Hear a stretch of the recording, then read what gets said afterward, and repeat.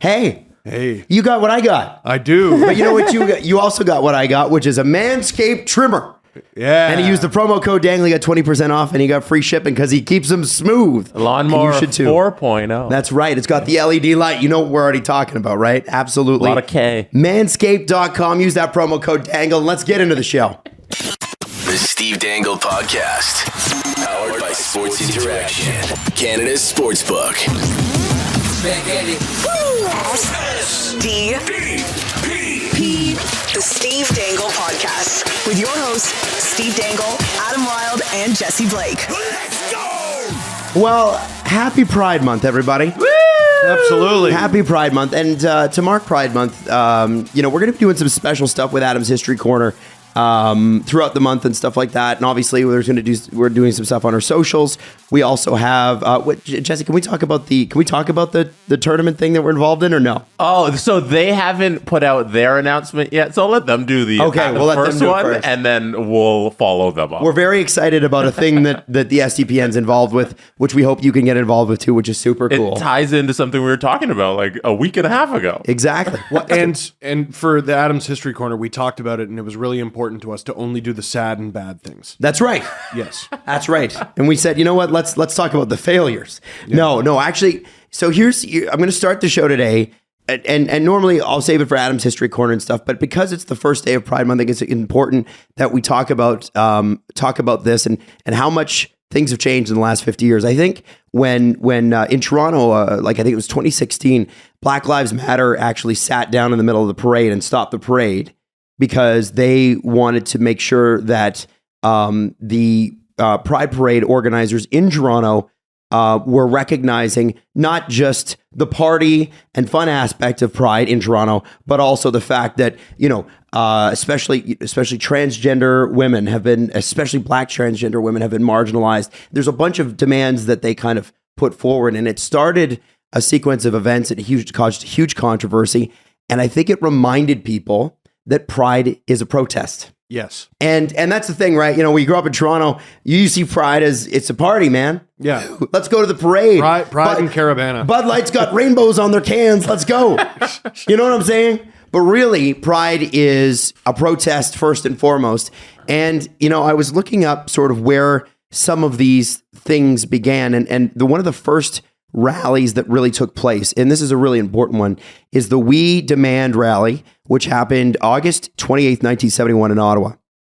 This is outside Parliament, and it was by the Toronto Gay Action, the TGA, the Community Homophile Association of Toronto, which was called CHAT, and there was a parallel rally in Vancouver, the Gay Alliance Towards Equality. So obviously these groups have evolved over time, but this really started, at least in this particular case, as a gay rights activist situation. And obviously, I thought it was really interesting because I had to look at their demands. They had a 13-page document containing a list of the demands for Canadian Parliament.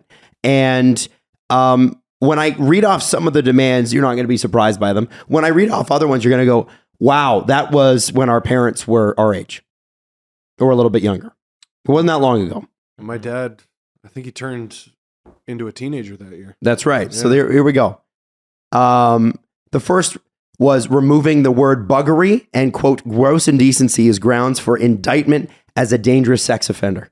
Meaning that if you engaged in homosexual acts, they could indict you as a dangerous sex offender. Jesus. Number 2, amendments to the Divorce Act to allow child custody to be decided based on parental merit rather than sexuality. If you were gay and you got divorced, you lost custody of your child.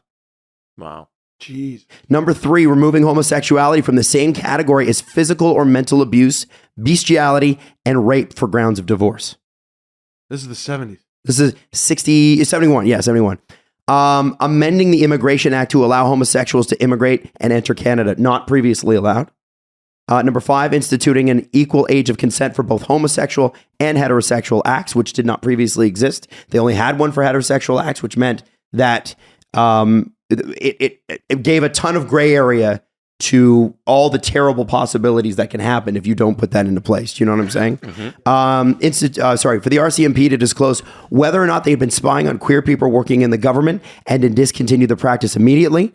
Number 7, equal employment and advancement in all levels of government. Number 8, allow gays, lesbians, and bisexuals to serve in the military because they would have kicked you out before. And I mean, in the American military, it was don't ask, don't tell until about like 10 years ago. Number 9, equal rights to be extended to lesbians, bisexuals, and gays. And remember, these are all, those terms are probably the terms you're most familiar with. And there's a lot more terminology out there now. But you have to remember that 50 years ago, it was a pretty rudimentary understanding of sexuality and gender and all the other things that we've seen, especially come to light lately. And so when I use those terms, I want you to understand that I'm using them in the context of the time. Yes. That's how people identified themselves at the time. And then number 10, removing the quote, removal of quote, gross indecency and quote, lewd acts from the criminal code and replacing the terms equally applied to heterosexuals and homosexuals. So if you were a heterosexual, gross indecency and quote, lewd acts were not something you were capable of doing. You had to be a homosexual for those things to happen. So when you got arrested for quote, lewd acts, everybody knew what it meant. Rather than, you know, like if let's say you're having, and who hasn't done this, right? You're young, you're living with your parents, and you and your partner are feeling a little horny that night, and you go out to the park and you get a little freaky in your car, right? Sure. Okay. If you're gay, they're going to call that a lewd act, or they're going to call that gross indecency, or they're going to call it both.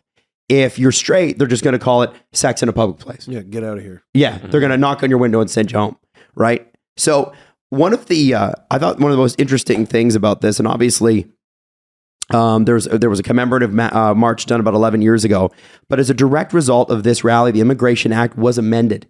It removed the ban on gay men from traveling and immigrating to Canada. So if you were gay, you could not travel here. You could not come. All of the original 10 demands of the rally have since been met by laws they addressed, and all the laws have been amended. But obviously, it wasn't right away. And I just think, you know, it's important to understand when people go like, you know, you see the idiots who are like, oh, there's no straight pride month. Why do we need a gay pride month? This happened. So it's like a blink of an eye. It's weird. They ask that every year. It's like they have no interest in the answer. Funny, isn't it? If you ask something once a year, every year, for many years, you have no interest in the answer. Exactly. You're just kind of dumb. Exactly. So anyway, the reality of it is, and you know, obviously there's been so many other protests that have done so many other things.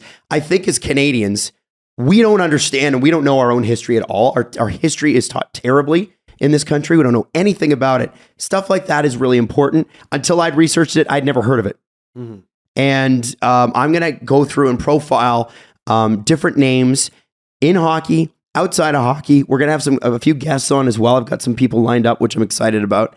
And we're going to talk about some people that changed the world that you might not have ever heard of.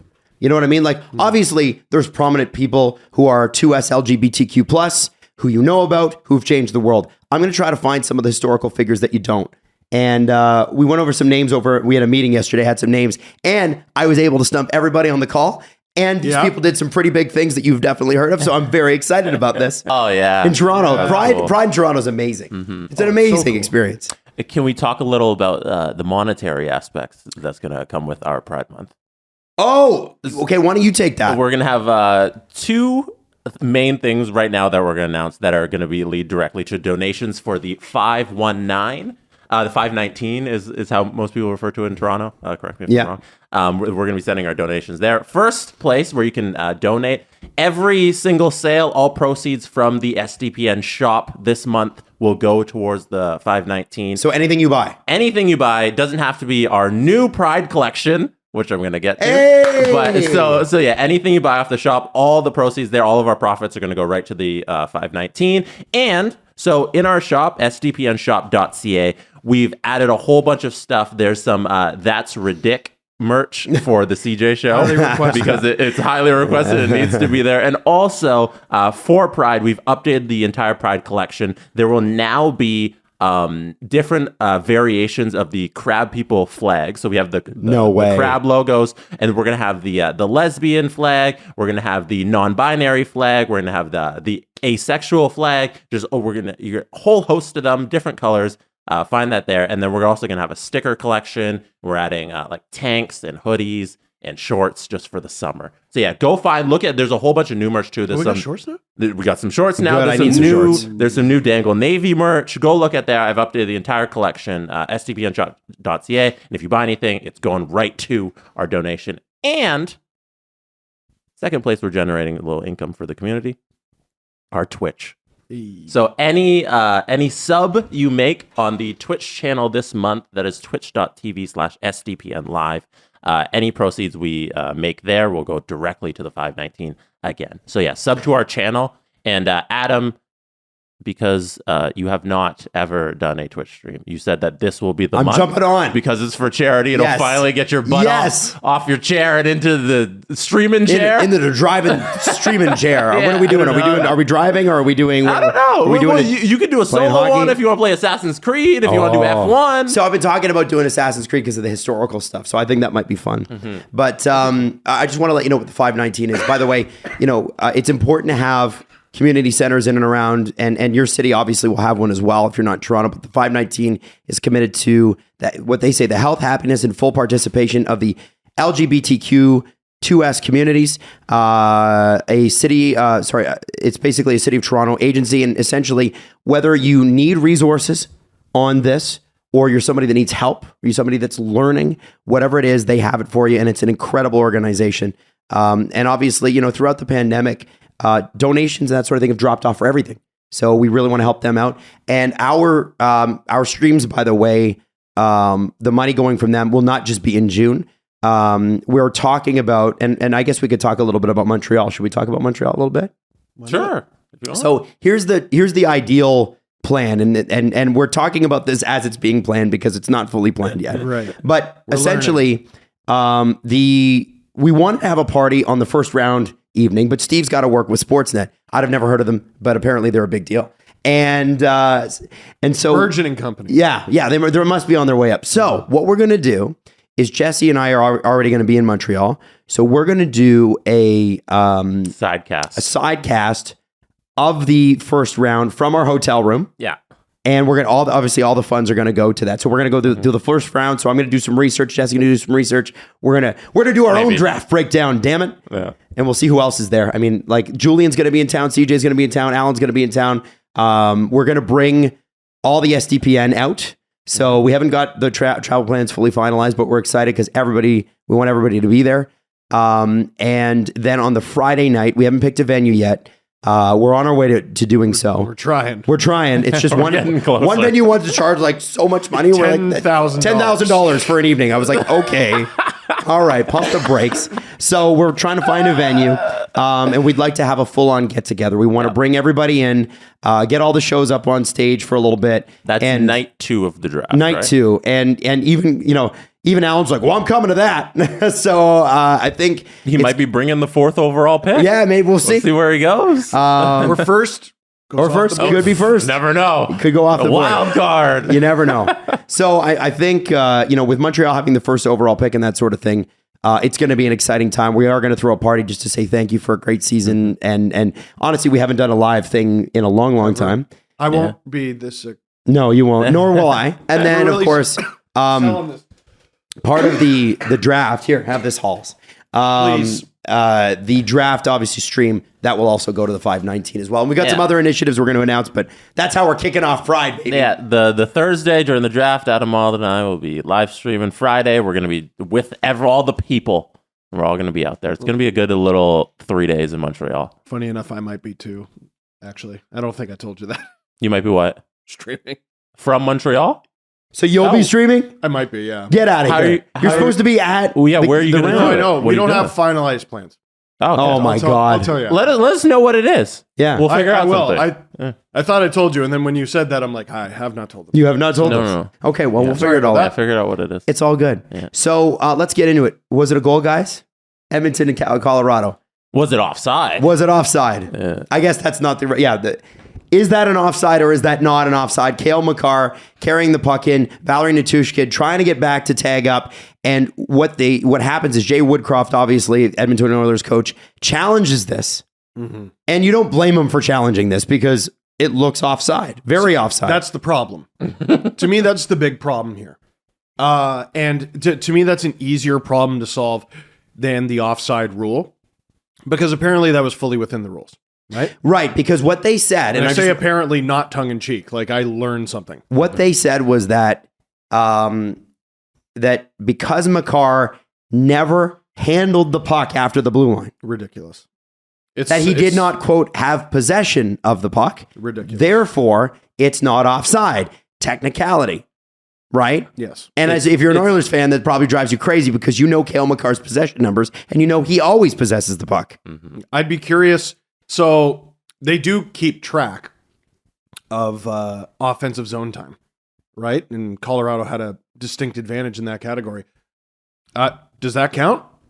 Does that count towards the total?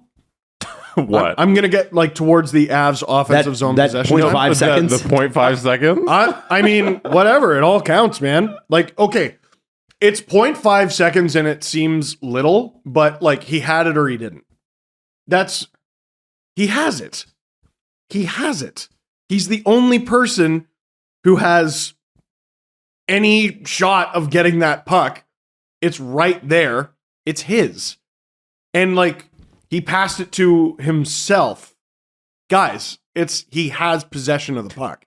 The only thing I will listen to and give credit the NHL for is that they have set this precedent and that this exact play has happened several times. Didn't it happen a few years ago, Colorado Avalanche? Didn't it happen to the Avs? Are you thinking about Matt Duchene? Yeah. Oh, no, it wasn't Duchene. Was it Duchene? No. It was... I guess we're talking about something different. No, I think that it happened with the Arizona Coyotes, I know for sure. And it also happened, I have it up here, with Charlie McAvoy and the Bruins versus Canucks. It's the exact same play where he comes in offsides. They deem that the little check forward of the puck, it technically counts as dumping it into the zone as a loose puck because you're deke, you lose the puck and you punch it forward, and that he was onside. What shot do you have? So they have set this precedent where they have called this exact same play before. Right. I don't agree with the interpretation of the rule at all. That's the thing that I think is the sticking point. That's ridiculous that a little push forward of the puck in the deke is counted under the rule book as a drop of possession. I think if you do that, you still have possession. Yes. In the reality of the world that we live in, I don't see how you look at that play and say, Cale Makar didn't have possession of the puck. So and I think that's the reality that we should live in, and not this stupid thing the NHL does where they slow it down to a fraction of a second and they take it back. It's stupid. Every game, both teams should have maximum 1 minute of puck possession then. Yeah. Because like how often is the puck actually on anybody's stick? When you're moving the puck with your stick, it's not directly on your stick at the exact moment. But when you slow it down frame by frame, it's not possession, on the stick. Possession it's literally like it's like a dog off leash, right? Sometimes it's walking with you, sometimes it's not. And that's how I look at puck possession. Is it's not direct control at all times, but if you're controlling the direction of the puck, then, which Cale Makar obviously was. Now, Jesse, do you mind turning down my headphones? Sure. Just furthest to the left there. So here's the issue I have. I've got the delayed offside rule in front of it here. Mm-hmm. So here's the problem. If during the course of a delayed offside, any member of the attacking team touches the puck, attempts to gain possession of a loose puck, forces the defending puck carrier to further back down in his own zone, or is about to make physical contact defending the puck carrier, linesman shall stop play. Now, I'm assuming that's in, after the blue line, right? Yeah. If during a delayed offside, an attacking player in the attacking zone elects to proceed to his player's bench, he can be replaced by a teammate, blah, blah, blah, blah. If you're going to write it down in the rule, like, okay, if they're trying to attempt to gain possession, which is what clearly Cale Makar is trying to do, mm-hmm. even though it's not in that zone yet, Cale Makar kicked it up to himself, right? To gain possession. Yes. He didn't kick it up to dump it in. He didn't kick it up to give it away. He kicked it up to gain possession. Attempt to gain possession is, for me, where this falls apart.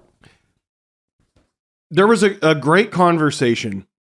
It was like, if 90% of the people watching have no idea what's going on, you don't have a good rule. That's interesting. You don't have a good rule.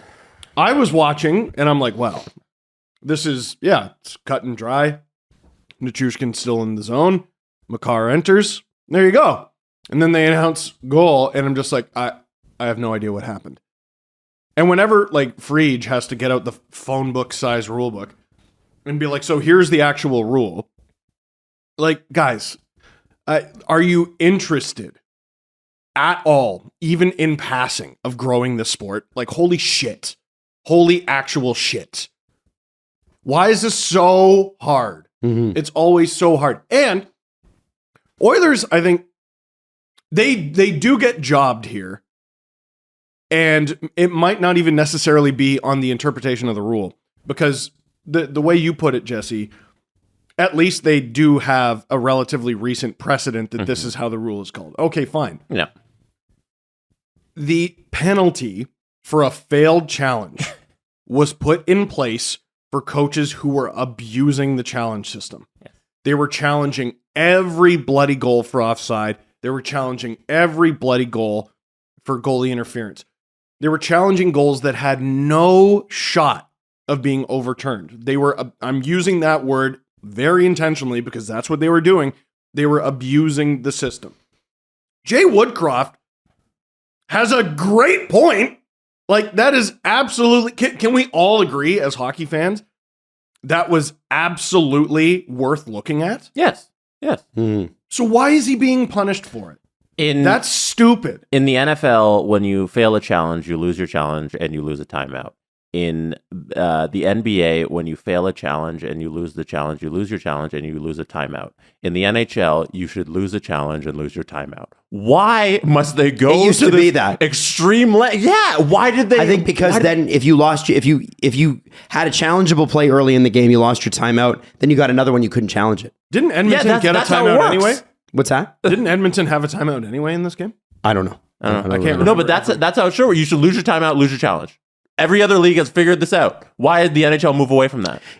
Let's say they got the rule right. This is how it should go. Fine. Great. I'll meet you there. The Oilers should not have had to kill a penalty. So it's a 2-goal swing. There's this ridiculous penalty on top of using a challenge. The challenge is to correct the wrong thing the refs did. Like, why can't I check it out? That's not Jay Woodcroft abusing the system. That is a totally legit challenge. He shouldn't have been punished for it. It's silly. I loved It's a dumb rule. I gotta say, I loved his press conference afterwards. He's like, sometimes like he was like, I didn't see him lift his stick like intentionally to do this. Like he was talking about the spirit of the rule. And what I think is interesting, I want to bring up a couple of tweets that I'm just were tweeted in the last 20 minutes. Ooh. Carlo Koliakovo, former player, now morning show host in Toronto. Ray Ferraro, obviously with TSN, and I believe ESPN in the States or TNT. One of the two. ESPN.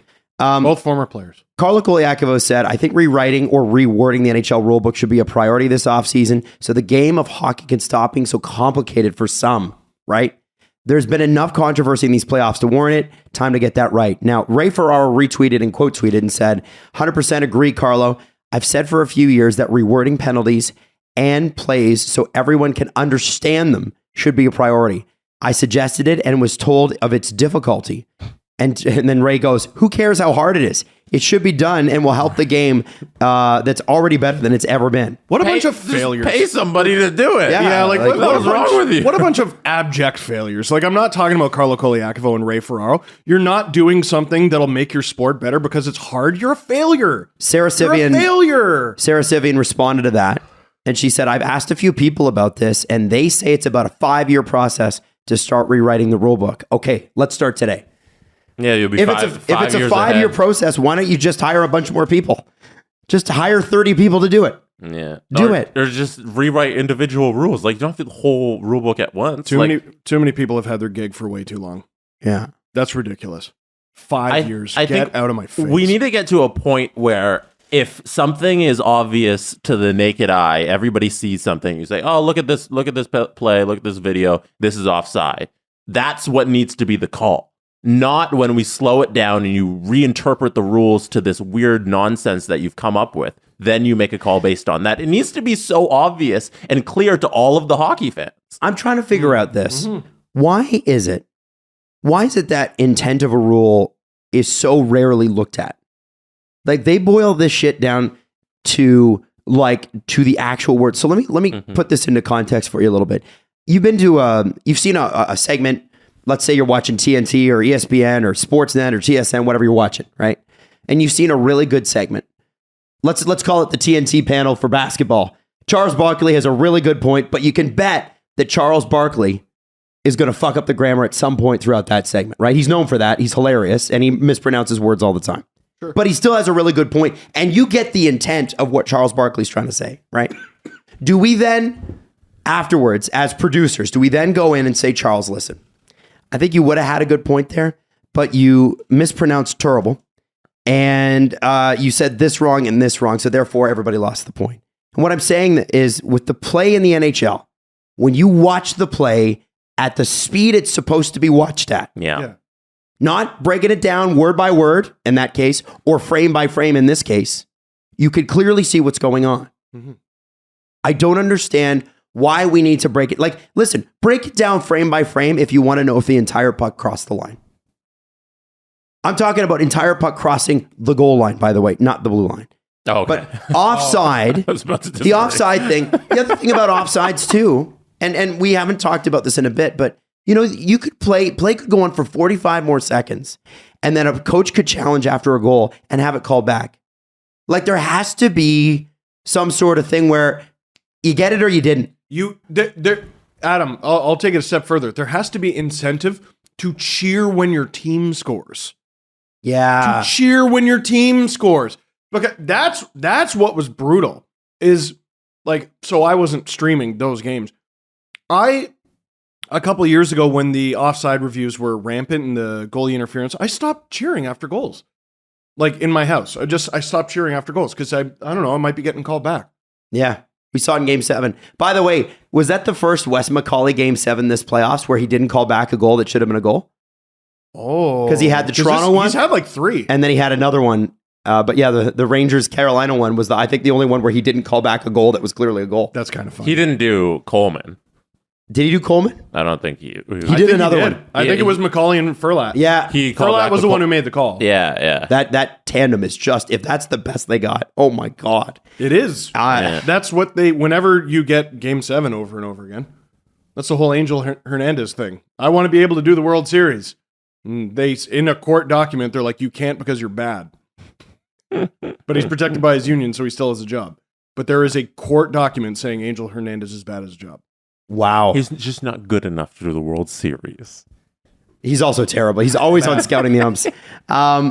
So beyond all that, beyond the fact, so we're all in agreement that probably should have been called back. It's a dumb interpretation of a rule book. Okay. Like, that said, it should be a shame.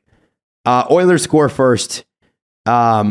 Also, just on the play, Darnell Nurse's biggest bailout ever in the history of time. What a bad play. There was 14 seconds. Yeah. 14 seconds left in the period, and he sends the puck kind of blindly off the boards onto Cale Makar's stick. You just tied it. You just dude, momentum murderer. Dude, you right now should be getting ripped to shreds if this play is clearly onside. That was awful game, awful play. Oilers fans are he's had Are Oilers fans even talking about that this morning though? Well, I mean, I think they're talking about the McCarr maybe, but like, no. Nurse had a bad game. No, people aren't too happy about his performance in these playoffs, and he's been getting some tough assignments and doing a little bit of sinking and swimming. Mm-hmm. But it is. That's a very good point, Jesse, because in the moment I was like, oh, what a dumb play. But then the review sort of wrecked it all. I do remember, however, in real time being like, I'm fairly certain that's offside. Oh, yeah? I didn't say it out loud because things were happening so fast, but I'm like, there's no way Nichushkin cleared the zone. And turns out he didn't, but it also turns out he didn't have to. So, I don't know. It's a very silly sport, and I don't get it. And the problem is no one gets it. Right. Yeah. So Darnell Nurse should be ashamed of himself. And that was a bad play. I mean, holy shit. I mean, the Oilers are so fun. Well, this is what I wanted to talk about. Both starting goalies pulled. Mm-hmm. Mike Smith after 6 goals on 25 shots. Darcy Kemper after an upper body injury. He'd already allowed 3 goals. And my question to you guys is, which goalie are you most worried about? And let me give you this before you answer that question. Here's Mike Smith's career game ones with the Oilers. Dude, this is unbelievable. He is 5 career games. He's 0-3, a 6.77 GAA, 8.23 save percentage, and he's been pulled 3 times. And you know the funny part about it is that he carried them through the Calgary series too. Well, it's crazy. The only reason his record is only 0-3. Oh, because there were so many goals in Game 1 of the Battle of Alberta that he was no longer the goalie of record. That's insane. And that's he'll have 3 goals. Obviously, that happened at another point as well, right? Because he's played 5 game ones, dude, and he's been pulled 3 times, and he's got an 0-3 record. I thought both goalies in relief, like in a really tough position in relief, played really well. Yes. And I think both teams should be totally comfortable if they decide to playing those goalies. The Avs shouldn't be worried if Kemper's not ready to go for Game 2. Francouz is a perfectly capable backup. He had a great season, and he made some really key saves down the stretch. Mikko Koskinen kind of held the Oilers in that game. Both Frankie and Koskinen allowed 1 bad goal each. I don't even know about bad goal. Like the Koskinen one was an odd man rush, and you got to pick one. He chose the wrong guy. Whatever. Can't remember exactly. Oh, Jesus. The one Francouz allowed was that ridiculous Draisaitl to McDavid. Yes. He might have allowed 2. I might be getting it wrong because he might have allowed the Nuge one. Both goalies were great. Crazy. Yeah. Well, this is what I wanted to ask you guys. Which goalie would you be more worried about? If you're not worried, if you're less worried, which team's more worried about their goaltending today? Is it Mike Smith getting pulled? Is it Darcy Kemper getting injured? I mean, probably Kemper getting injured because with Mike Smith, you're a couple bad goals away from having a decision to make. With Kemper, if he is injured, you're a tweak here or a tweak there away from, I don't know, who's their third goalie? Justus Sandin? Your third goalie, Jonas Johansson? Like, Kemper to Francouz, there's not much of a drop-off. To the next guy, yes, there is. It's the Michael Hutchinson situation. Yeah. We forget Michael Hutchinson, who won 2 of 3 elimination games. That's right. We forget that Francouz was the starting goalie, and then Sakic was like, "All right, I need somebody else in here." So he was. You shouldn't be too worried about Francouz. Just if there's anything else, if anybody else needs to come in, then it's you're in trouble. For as long as he's on the ice, they're fine. Mm-hmm. The second he leaves it, you might have a problem. And like you said, they played well. See, you should have some confidence in both goalies there if you need to go to them. Yep, big saves. Big saves. Big saves, big moments. I think the most impressive thing about the Oilers is that team can be 5 goals down and always know that they come back. And I think the thing is that they never believe that they're out of it. And the scary part is they're not. Because they're not. They know they can do this. They're not.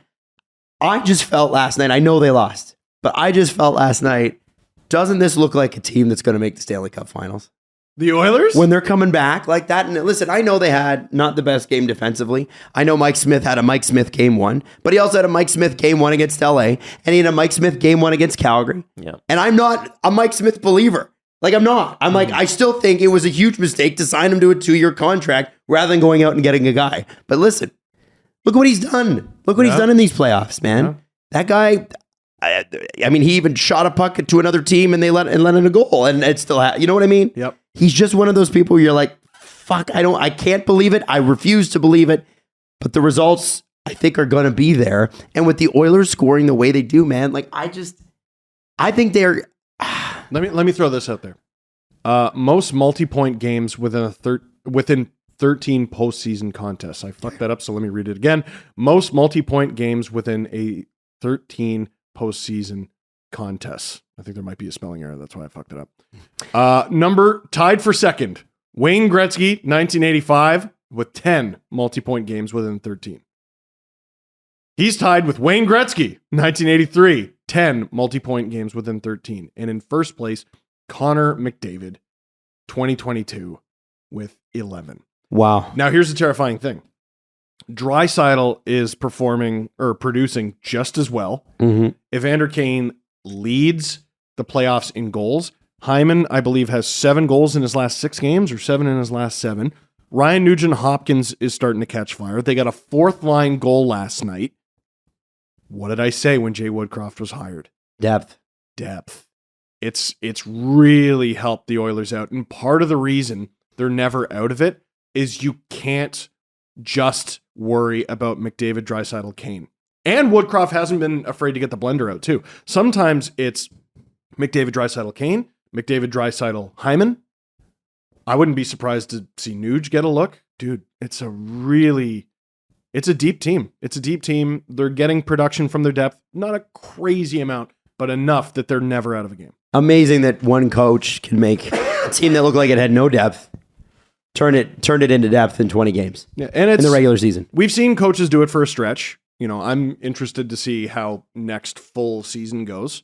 And, does the shine wear off a little bit? But this Oilers team's clicking, man. Yeah, whenever he runs out the Kane, McDavid, Draisaitl line, they seem to get any type of scoring chance they want and usually score a goal. And if Edmonton gets any type of defense in this series, from what we've seen in Game 1, they have a real shot at winning 4 games. And I don't hate the idea of them being in the Stanley Cup final. And just to add to your stats that you were reading there, Steve, Leon Draisaitl set a new record last night. Oh my God. He has now the most consecutive multi-assist games in Stanley Cup history. Ooh. It is Draisaitl with 6 in a row, 6 multi-assist games. Next up, Doug Gilmour, Wayne Gretzky, Rick Middleton, and Tony Curry. He passed those who were all tied at 5, and Draisaitl sits alone in first at 6. He looked a little better. Team. He looked a little bit more mobile. Yeah, I was going to With a couple say days off. he didn't look as sluggish. Like he's injured. Something's His right ankle sprain, I believe. Is that all it is? Yeah.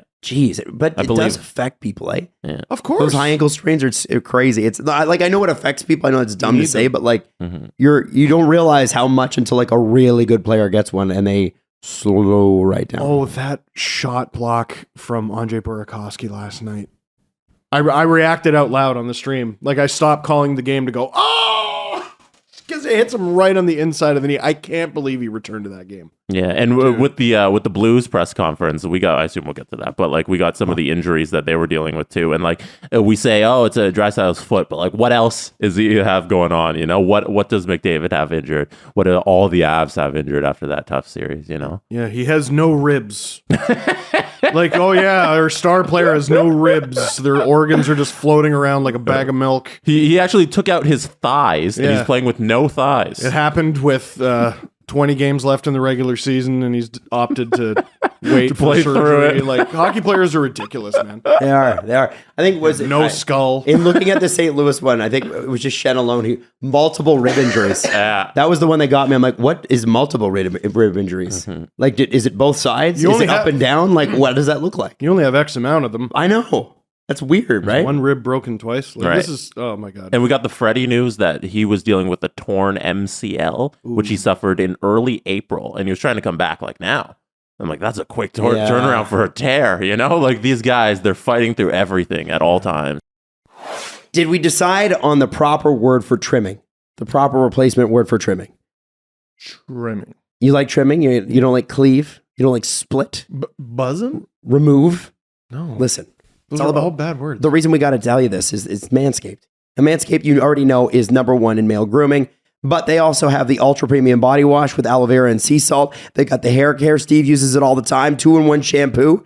You hop out of the shower, use the aluminum-free deodorant. The deodorant dries clear and is infused with refined cologne, so you smell good. If you got tattoos and dry skin, hit your skin with the hydrating body moisturizer spray that's infused with the power of red algae from the Pacific Ocean. Manscaped lip balm too. Keep those lips puckered. I've tried that, Have you? and I'm quite partial to the deodorant. Are you? Oh, I like that. It's good. Now, you don't want to get, you want to smell good, you want to feel good, and you want to get 20% off, and we can do that. 20% off and free shipping with the code DANGLE at manscaped.com. That's 20% off and free shipping with the code DANGLE at manscaped.com. It's time to get wet and clean with your new Manscaped shower routine. So what did you guys think of Game 7, Carolina, New York? It actually turned out to be a fun game. A fun-ish game. But I'm thrilled the series is over. You guys know that series has been happening since the dawn of time. Well, once Ranta went out, the game was over. I told you I would be surprised if there was a blowout, and this is not what I meant. Yeah. This is not what I meant. Do we know what Ranta has now? Have we An injury? No, I don't know. Right, which is something he's been struggling with. I think obviously people are criticizing the Rangers because both series they had the starting goaltender go down, Jari and Guys, whatever. Have we learned nothing? We didn't give the Montreal Canadiens any credit last year. Okay, Tavares is injured. They didn't play a number one center. And then Scheifele's Scheifele's suspended. They didn't play a number one center. Chandler Stevenson is out. And then he comes back and the Vegas Golden Knights get worse. Like, They don't know how to play Fleury and Leonard. yeah. Oh, and then, they essentially chased Fleury out of Vegas, you know? So here we are once again doing the same shit. It's a team in the Final Four in a 32-team league. You can't give them credit. Come on, guys. Well, and the thing is too, it's like, okay, they played Louis Domingue, but that was after I think game 3 or game 4. And they played the backup to Antti Raanta, and you know, obviously Freddie Anderson was injured because Freddie Anderson was injured 2 months ago. And Antti Raanta, they didn't get him out of the net. Like, he wasn't injured until like midway through game 7. Right. I don't understand. They were winning, and everyone seemed to agree he was having a great series. So what the hell? I know. It's weird. Yeah, Carolina's guys, a good team. Like they didn't not team. beat a good team. So then this is what I wanted to ask. How good do you think it felt for the Rangers? And I hate to make this player, I try not to make them a topic at all. Oh, but you can't. But you got to talk about the Tony DeAngelo thing. 100%. The fact that they broke Carolina's win streak at home. Mm-hmm. You know, they did it in their building, and they did it against Tony DeAngelo. That has to feel good for a lot of the players on the Rangers and management. It should say something to the Carolina Hurricanes and their, I'm going to say, over recent history, they've been likable, right? Very likable. Yes. So much fun. It should say something to how likable the team is, that people weren't necessarily making fun of the Hurricanes for losing to the Rangers. They were like, haha, Tony DeAngelo's out. Like, I don't think he's a match for the National Hockey League, but he's definitely not a match for the Carolina Hurricanes. Like, right. Listen, I understood he put up a lot of points. I don't think people were ever doubting he was going to put up a lot of points. I don't think skill was ever the issue. No, it super wasn't. You don't get suspended for putting up too many points. You know what I mean? And you don't get punched by your goalie for putting up too many points. Right. You get it for being an asshole. Right. And every game where he and the team went into New York, they lost. Wow. Good put. They lost every game in How New about York. every game on the road? Well, yeah, they lost every game in New York. But I think it's important that, again, you know, he probably Boston. he wanted to go to MSG and make a statement. You know that. And it just didn't happen. Whoops. Yeah. I don't know. I'll be happy for the day we don't have to talk about him as a player anymore. Well, I think it's one of those things where, listen, I'm all about people. I'm all about contrition. I'm all about improvement. Growing. I'm all about that. I think people are, you know, I always get that, the occasional message with me, oh, you don't like when blah, blah, they could grow. I'm like, yeah, but they haven't. As soon as I see that they have, I'm all for it. I'm all for a comeback. I'm all for change. I'm all for that. But this guy, I mean, really, he has the history he has. I mean, he threw out his Twitter because he couldn't handle it, which I suppose is realizing your faults. Now he's better than me. I think I don't know about I think that. the reality is in Carolina, I mean, what do you even say for the Carolina Hurricanes? That's a damn good hockey team. I want to know what you guys think about what Brind'Amour said after the game, because I'm trying to find the exact quote, but it's essentially, he says, we have a really good team, but we don't have a really good elite goal scorer. And him calling out his players there and saying we don't have an elite goal scorer. What did you guys think about that quote? I think that's calling out a young team, and they might not like hearing it. Mm-hmm. It's calling out a guy like Svechnikov. It's calling out a guy like Sebastian Aho, who's making $8.5 million. Thank you very much, Mark Bergevin. And he is kind of right. Is it Well, a they don't have like a message to Matthews, but very few teams do. Is it a message to the GM to like go get me a guy? Could be. Could be a lot of things. It could be a message to the owner to get off your wallet and, you know, help us out with some elite goal scoring. Go make a big move. I don't know who they were supposed to, like, I think if you objectively look at their forwards, Aho, Svechnikov, Stahl, Teravainen, Kotkaniemi, Fost, Martinook, Seth Jarvis is developing, and then you got Nikas and Lawrence, Niches is, I think, the best chance they have at that. Maybe. Well, and suppose like he had trouble getting in the lineup, and then give me some Martin Niches. Then if you don't want him all, my God, he's amazing. Yeah, Domi, Niederreiter, Stepan, and Trocheck are all UFAs, but like nobody on that lineup, I would say objectively, is an elite goal scorer. It's nobody. It's a really solid deep team, but they do lack the elite level. He's not wrong. Can I read the quote just Sure. so I don't get accused of putting any words in his mouth? So Rod Brind'Amour post game says, I always think the team is good. It's just, do we have elite goal scorers? Maybe not. But we have great players. We're built a little differently than some teams. You've got to play to your strengths. I think we did that, but it just didn't work out. Going in tonight, there were 5 teams left playing. That says something. We've got to come back next year and be better. Now, It's a challenge. It's a challenge to everyone in the locker room. saying that, Sebastian Aho had 37 goals this year. Yeah. Is he calling And, out Aho? Andrei Svechnikov had 30 goals this year. Calling out Shvesh? That's not elite. Yeah. Oh, so let me, just so we're clear on that, is 38 goals no longer elite goal scoring in the NHL? Not this year. No, Okay. with the amount of 30 goal So scorers what we would had. you qualify it as pretty damn good? Like, Absolutely. Let's I look at. qualify it as what he called it. I think he's challenging them for this summer. Take another step. Yeah, you got 37. Where's 40? Get into the elite company. You got 30. Where's 35? Yeah. Yeah. Okay, let me have a look here. Stat leaders. I'm just gonna pull up goal. I don't want postseason. I want regular season, and I want goals. Complete leaders. Okay, so tell me where the cutoff is, where it goes from elite goal scoring to very almost super good. I like that. Okay. Okay. All right. So we got Matthews at 60. We'll go down to number 5 in the league. Kirill Kaprizov had 47. Yes, that is an elite goal. So that's an elite. I'll go 5 spots down. Tied at 9, 10, 11, 12 is Stamkos, Tkachuk, Forsberg, and Lindholm with 42. Is that elite?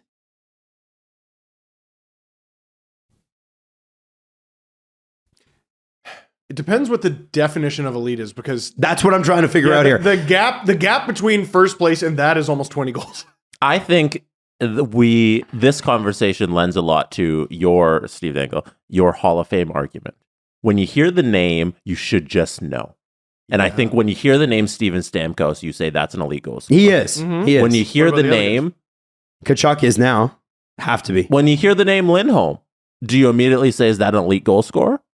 Do it one more time. He had an elite season. Elias Lindholm. Jake Gensel, I'm not sitting here Johnny saying... Gaudreau, David Pasternak, 40, 40, 40. Barkov, 39. I hear the name David Pasternak, I say elite goal scorer. Tage Thompson, 38. Elite goal, Now- best player in the NHL, Tage Thompson. We also don't know how many of those guys missed any time. Well, Tage yeah. Thompson, Jesus. Well, Matthews had 70. Matthews, of all the people in the top 10, except for Philip Forsberg, missed the most time. But there's like an 18-goal spread between the Forsberg's two an of them. elite goal scorer. Yeah, you should just know. You should just know. And But here's the thing. I would- man. what they're asking for at that point. By the way, Matt Duchene in number 8 at 43 goals. What a season. wow. I ask you, if I'm the general manager, if I'm Waddell in Carolina, who of these guys, of these quote unquote elite guys, could I possibly fucking get? There's one guy Who? in the top 10. There's one guy that I'm going to be able to get this year. Who's that? Actually, 2. Who's William Nylander? Gaudreau, I'm joking. Yeah. Forsberg. You also got your own guys. Yeah, you do, but Which is Step up. so that's what Svech- Brind'Amour is doing, though. Okay, but Aho had 38, so he's right on the cusp, right? Step We can up. agree on that? Of elite goal scoring. If we put it into 42, 43 goals, that's elite. The majority of the Carolina Hurricanes, Aho included, are either in their prime or entering it.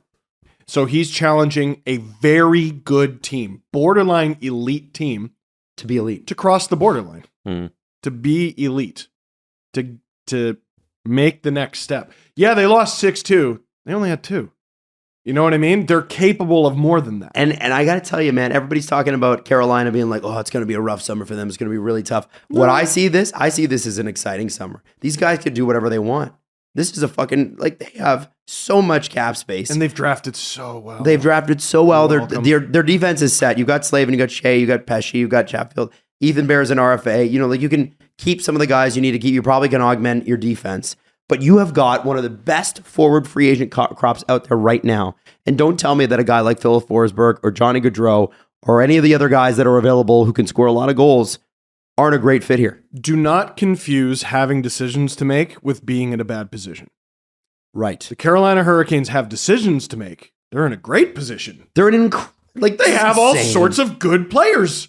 That's what the best teams have. Your leading scorers That's are a great position. leading goal scorer is 24. The next one is 22. Yeah, come on, guys. Come on, guys. Yeah, and he's challenging these young men be to get out there and hit the gym as hard as Rod Brindamore did when he was a player. Still does. Yeah, still does. He got kicked. He got locked out of a gym by his school? I don't know the story. Go look it up. They were like, Rod, you can't go in the fucking gym, and they had to close it why? because he just kept going like a maniac.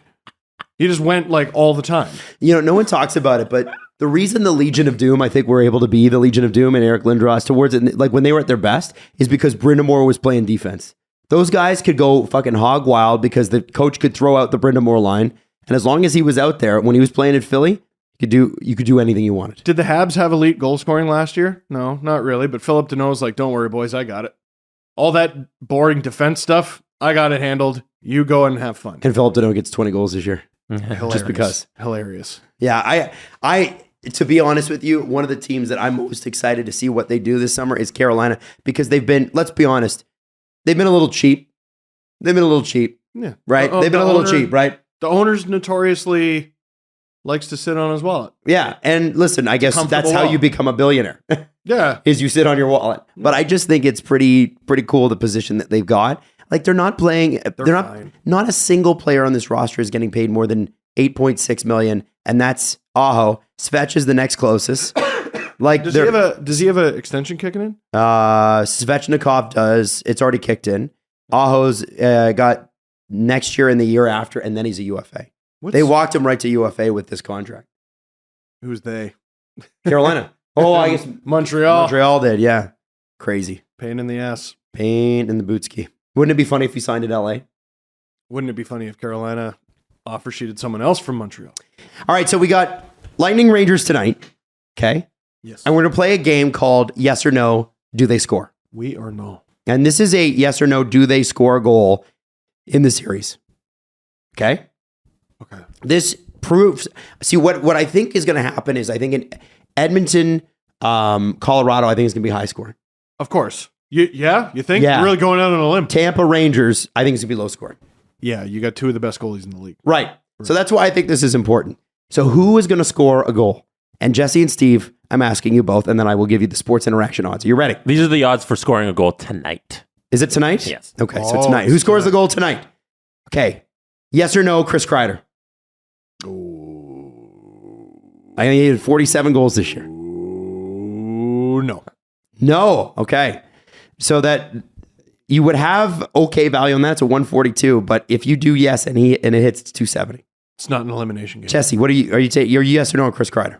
No. Chris Kreider does not score tonight. Steven Stamkos, yes or no tonight? No. I got no on Steven. No Tampa's one's a road team? Yeah, it's yes, at they New are. York. It's at New York. Yes. On the road. Why on the road? I have the vision. Okay. You have the Picturing vision. it. I think the best value one has got to be Nikita Kucherov. No is a 138. Yes is a 285. Are you taking Nikita Kucherov? Oh, really? Yeah. Ooh, I'm still going to say no. Is Tampa not going to score any goals this series? Okay. All right. Fine. I'll take yes. You'll take on yes. Kucherov. Zabina Jad. Yes or no? Yes. No. On the yes, it's a 320. On the no, it's a 130. All the no's are going to be super low. So I'll just tell you the odds on the yeses. Okay. Killorn. Yes or no? Yes, he's due. 380 on that. Oui. Same as, or just a little higher than Zabina Jad. Jesse, Killorn. Killorn, no. Palat. Yes. That feels like a yes. Okay. Ross Colton. No. No. Believe it or not, Palat and Colton have the same odds for a yes. Really? Yeah. Yeah. Colton's But been good. Lafreniere. Okay. No. Yes. You say yes. He scores a goal Yeah. All right. at 430. Alexis gets it done. Okay. I'm gonna sneak down a little bit here. Okay. Ready? Mm-hmm. To score a point. Okay. I love this one. What you got? All right. To score a point, do you give Victor Hedman a point? Tonight? Mm-hmm. Yeah. Hedman gets a point tonight. Power play pass to Stamkos. That's Believe it what or I'm not, the riskier bet is no. saying. What the hell? Yeah, it's a 215. Oh, His- I guess he's pretty His good. odds to score are lower, are higher than lower. Okay, So it's more likely he gets a point than not. than not. Wow. Yeah. Okay, let me give you. Here's one for Leaf fans. Nick Paul to score a point. No is a 160. Yes is a 220. What do you take? No, despite you and Berkshire. Yeah, I didn't like that tweet yesterday. Really? I thought that tweet was hilarious. By the way, can you tell us what happened with Berkshire? Can you explain that one? So basically, Nick Paul was, I believe him and Jason Spezza were traded for each other. Okay. Or no, he was traded. No, yeah, it was for each other. He was traded either from the Dallas Stars to the Sens, or his pick was traded from the Dallas Stars to the Sens in the Jason Spezza trade. And then he was traded. And then he ended his career by scoring 2 goals in Game 7, and I paid him. That's so funny. That's the right reaction. I thought the odds for Tampa and New York were a lot closer than one would expect. Okay, so we've got Tampa at 169, New York at 220 tonight, just for the game. Does that seem right to you? Because everybody in their right mind is going, Tampa's winning this series. Everyone is saying it. Tampa doesn't. No, I saw ESPN was pro Rangers. What? Yeah, I was surprised. I'm gonna say, like, Tampa doesn't need to win Game 1 to win a series. We know this. So I'm gonna give tonight to the Rangers. That makes sense. That doesn't mean I'm giving them the series. It's crazy to me that a home team is getting a goal and a half on the puck line. Yeah. Like they're the underdogs in starting of a series at Game 1. I think everybody's grossly overrating Tampa in Game 1. I think they win the series, but I think New York wins tonight. Okay. They haven't played in over a week. I feel like that counts. You know what I mean? For something. So the rust Yeah. or health? Because you can go either way with it. People always, during the playoffs, they're like, this team's been off. And they're like, they're going to be really healthy. They're going to be really rusty. Which side are you picking? No, they'll be quicker and more durable in the wrong direction. So, all right. rust. Do you take the over or the under on 5.5 goals? So do they hit 6 or do they hit 5 or under? I'm taking the over. You're taking the over, and I just said it was going to be low scoring. It's too low. 5.5. You can hit 6 goals. I punched the under in the throat. I'm taking Rangers and over. Wow. Okay. I don't know about that one, Jesse. I think this is going to be low scoring all the way through. Now, is this series, there's no bet on this on Sports Interaction, but is this series going to be more interesting than the Canes-Rangers series? Or is it going to be a continuation of the Canes-Rangers series? I am very excited for the cat and mouse game that Corey Perry and Ryan Reeves play. I mean, if you're Ryan Reeves, what is your job? Neutralize Corey Perry. 20 goal scorer. Neutralize Corey Perry, but then my name is Patrick Maroon, and it is my job to enable Corey Perry. That is going to be very interesting. Oh, that's a good point. Okay, so that'll be fun to watch. All right, so Lightning and Rangers tonight. I don't know. Jesse, you picking over? That's wild, man. I think that's the craziest one. Let's go Rangers. See, all playoff long, though, we're like, this is where the puck stops here. No more goal scoring. Everyone's going to shut it down. We've been wrong every time. So I get where Jesse's coming from. Okay. But I refuse to learn from my mistakes. I'm going under. Burnout is something I think a lot of people have really identified in their life in the last couple of years. I think all three of us among them. I mean, Jesse, you left a job. I did. Steve, you were absolutely exhausted at the end of last year's playoffs. This year, I think better. I did a better job managing. Mm-hmm. Exactly. But sometimes, and I'm the same way, man, I'm just absolutely fried all the time. Sometimes you need somebody to talk to.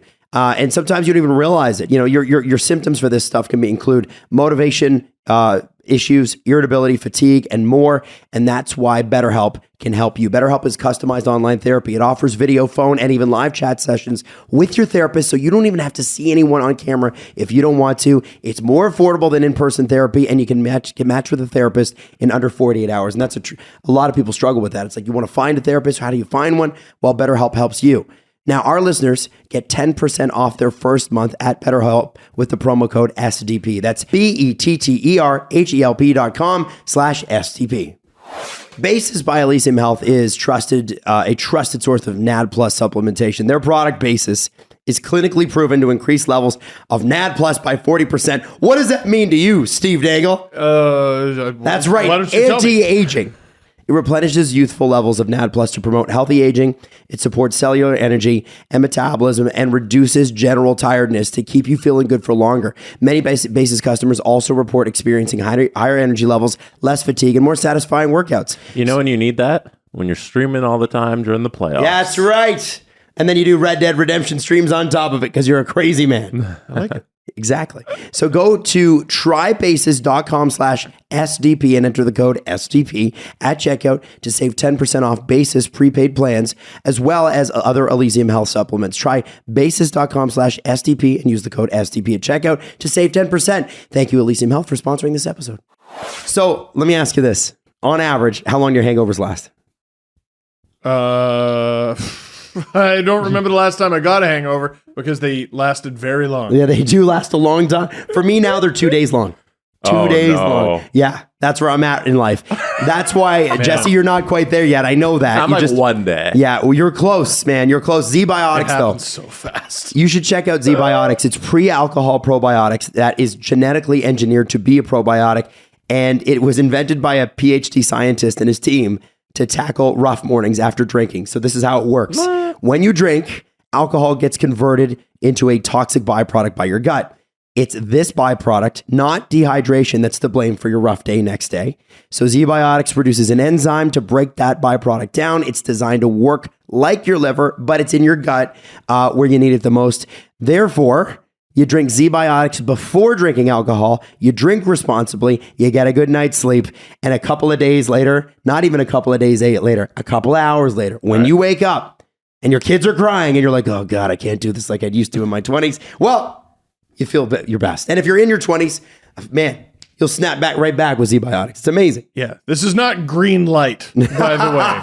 Yes, please. What is green light? Please, Green light as well. I drank this so I could just drink whatever I want. Yeah. No. This is. I think I might have accidentally drank too much. I'm going to try this so that my head doesn't hurt. Give Z-Biotics a try yourself. ZBiotics.com/SDP to get 15% off your first order when you use that promo code SDP at checkout. Z-Biotics is backed with a 100% money back guarantee. So if you're unsatisfied for any reason, they'll refund your money. No questions asked. Remember, ZBiotics.com/SDP. Use that promo code SDP for 15% off at checkout.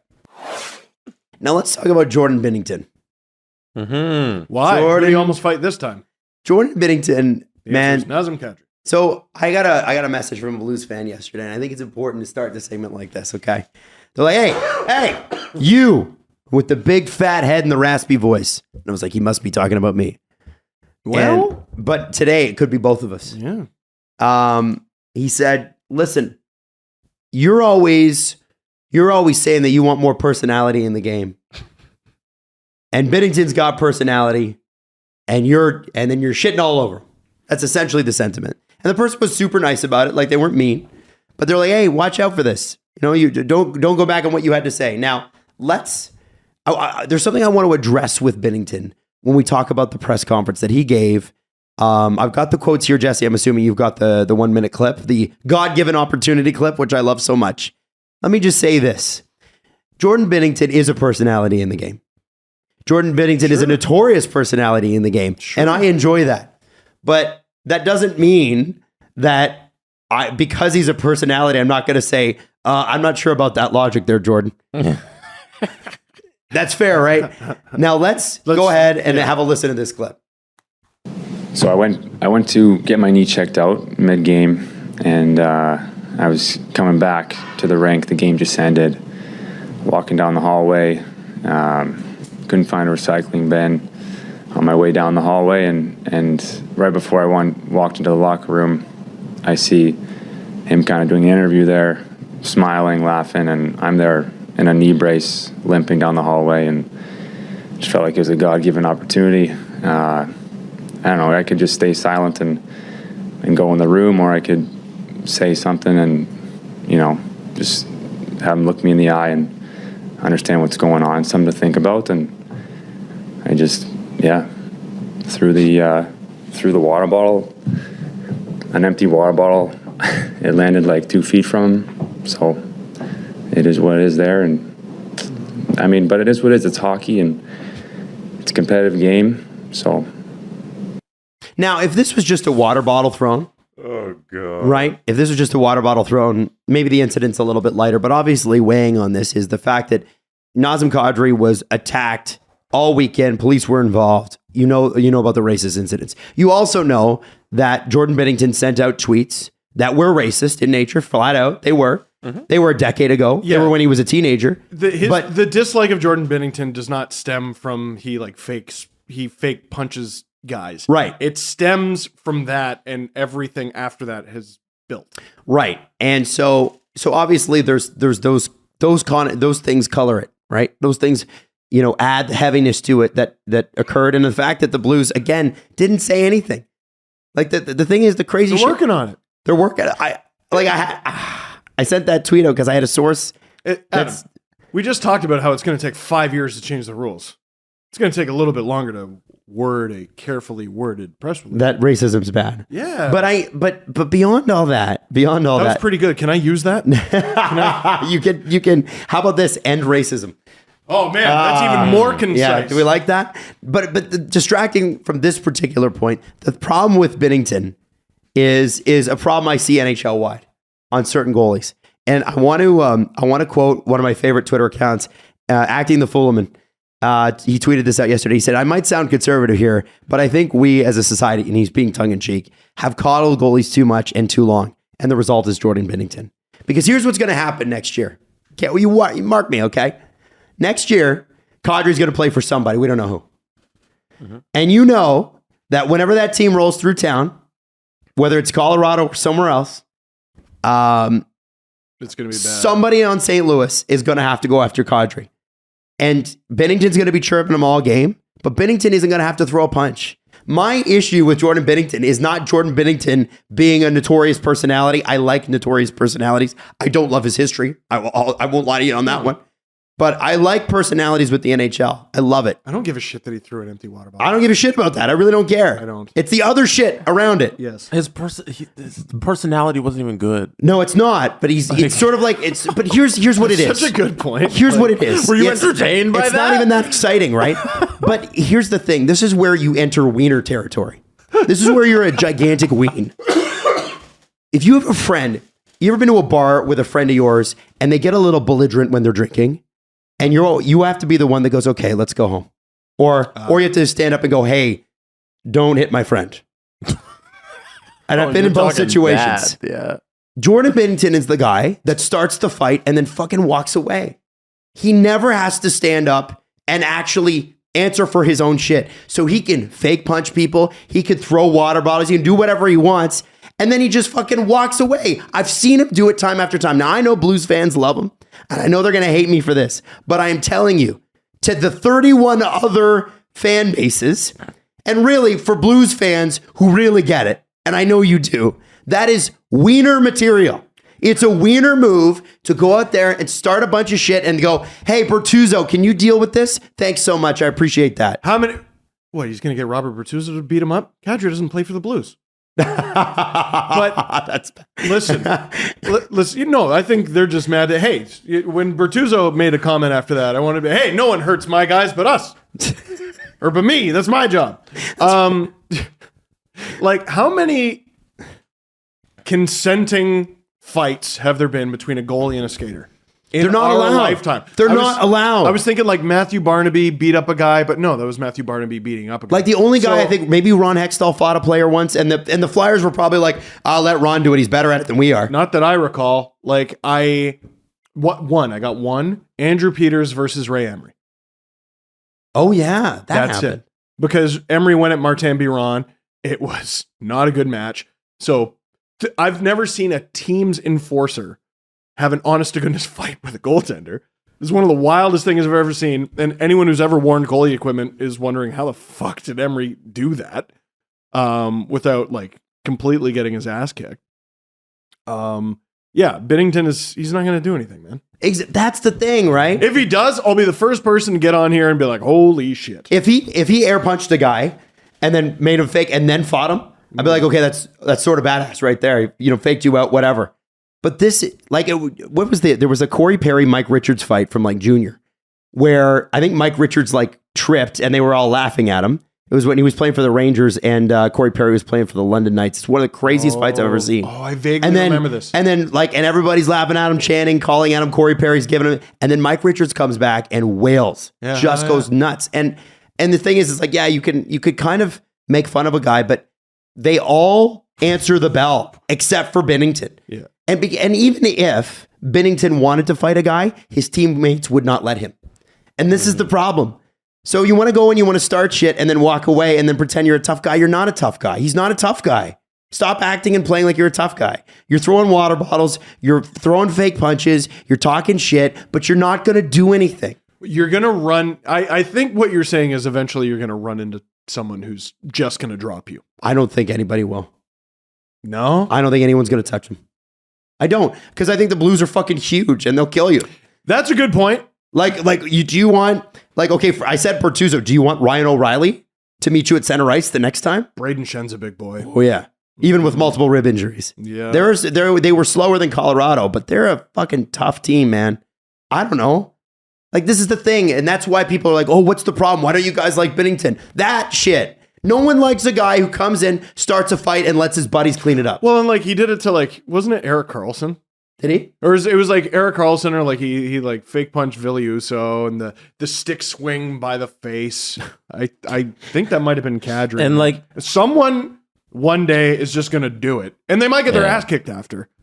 But someone someday is just going to do it. And you guys don't have a problem with the water bottle thing, but I think the water bottle lends to exactly what you're saying. He threw a water bottle at a dude who's in the middle of a press conference who's not going to do anything. It's post game. McAdry's not going to go fight him in the hallway or anything. Right. And he chucks a piece of plastic at it. That's a wiener move. It's wiener. That's wiener level. I think that's the exact point you're making, and it's all encompassing of who he is. Is it evil and sinister, and should he be locked up for it? No. But I there's no legal term that Your Honor, this man is a wiener. Yeah, and he also, in the press conference, he goes, it's part of hockey, hockey's competitive. What part of hockey is throwing a water ball at somebody post-game? Who throws a shoe? Honestly.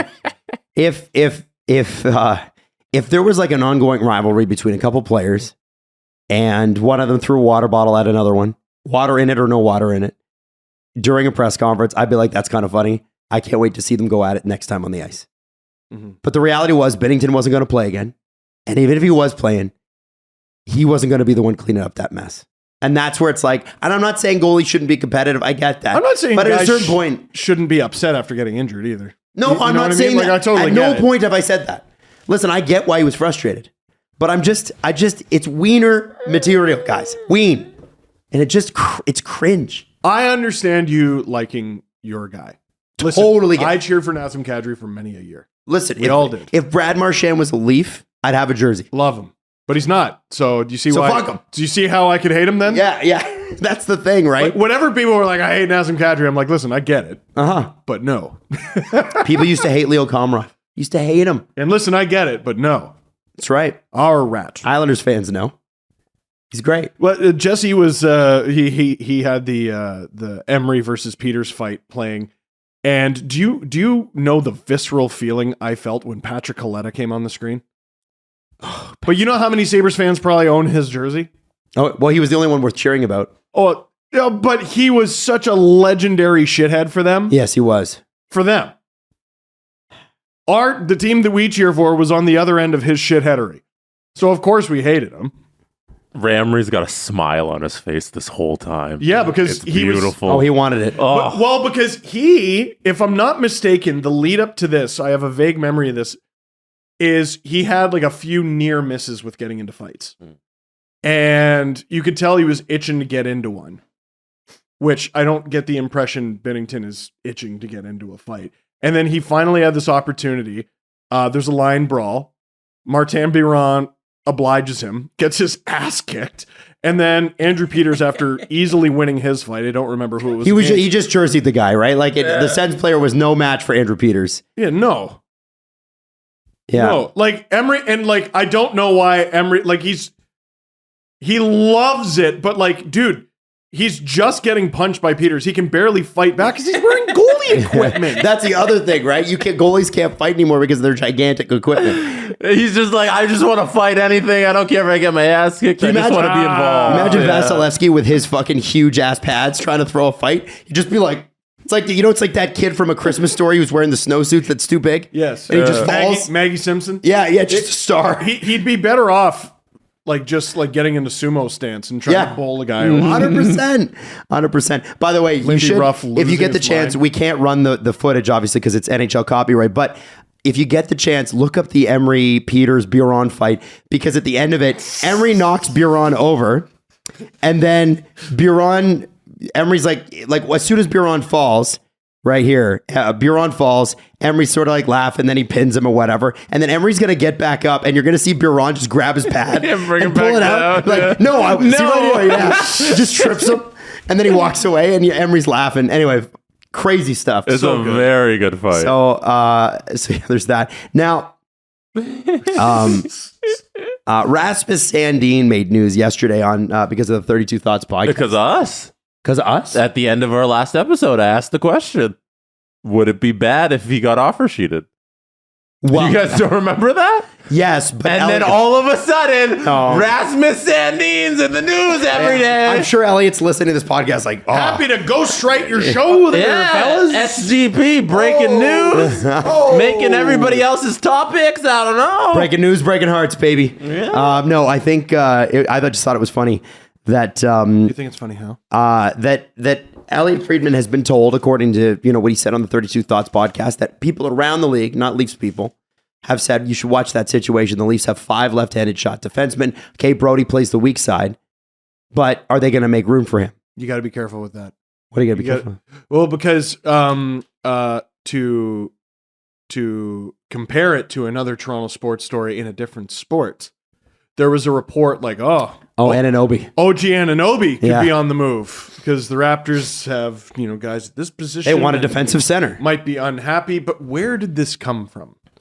Other teams. It came from other teams. So someone told Elliot, the Leafs have 5 left-handed defensemen. What? Any asshole could have told you that. Yeah.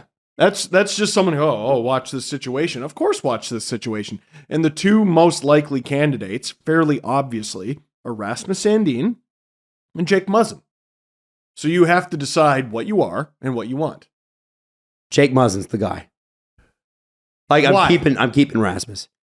Because listen, I thought Jake Muzzin was great in the playoffs. Me too. I think Jake Muzzin embodies everything you want the Toronto Maple Leafs D-core to be beyond the skating and the speed. I agree. He's a great person.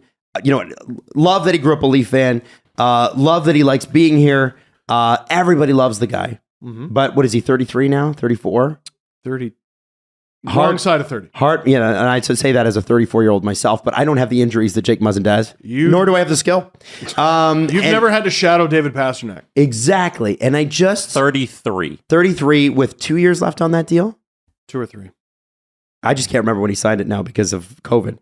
But... Yeah, he has 2 years left on the deal. Expires off-season 2024. So in a non-cap world, you're keeping Jake Muzzin.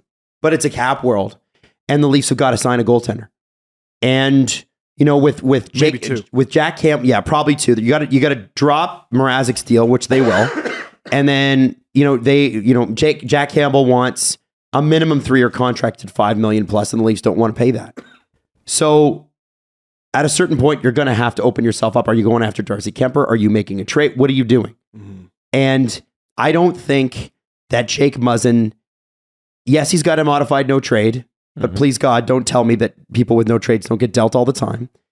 Don't tell me he's not a valuable piece to another team at $5 million. Mm-hmm. He is. Well, and spending all this time drafting and developing Rasmus Sandin just to trade him because you have too many guys. Well, and it's you don't trade Rasmus Sandin because you have too many guys. It doesn't make sense. You keep the 22-year-old. Yeah. No, because imagine you trade Sandin and then Muzzin, who is older and has had some injuries, gets hurt. Mm-hmm. Now you're down 2. Mm-hmm. Who are you calling up? I don't know, some dude. Because Justin Hall's not going to be there either. Literally some dude. Dude. Hey, literally, the Marlies got players. I can't wait for... every year... there's one day where Dubas is like, I'm signing 8 randoms. Kivy Halme, let's go. Yeah, and every year, and we convince ourselves Here is why randoms number 1 through 8 are the best players in the world, and then we almost never see them. And when we do, we're like, oh, they're a random. Jesse's going to draft, the person's name is going to be spelled Somdoude with the apostrophe on it. Some dude.